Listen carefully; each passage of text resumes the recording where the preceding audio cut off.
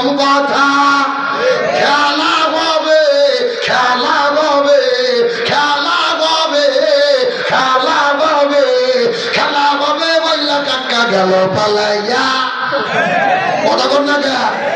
এ খেলা হবে ডায়লগ কে দিয়েছিল? যখন কি কাদের কাবুয়া কাদের।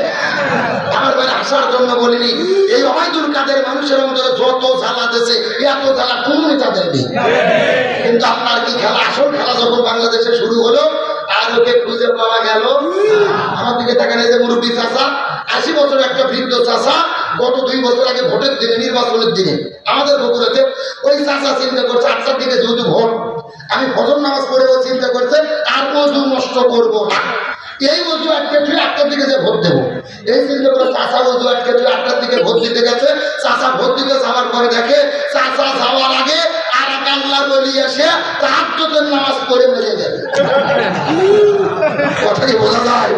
চাচা গেছে ফজরের ভোট দিতে, ওরা কাম সারতে কিসের ওযু দেয়? চাচা মন খারাপ করে চলে যাচ্ছে, ছেলেমেয়ে ডাকতে দেয় তাকে শোনেন বাড়িতে চাচি নিষেধ করেন, চাচিও যেন না আসে, তার কারণ চাচির ভোটও দেওয়া হয়ে গেছে। তখন চাচা বলতে কে বাবা তোমার চাচি মরে গেছে 6 বছর আগে। ঈশ্বর বলেন কয় বছর আগে?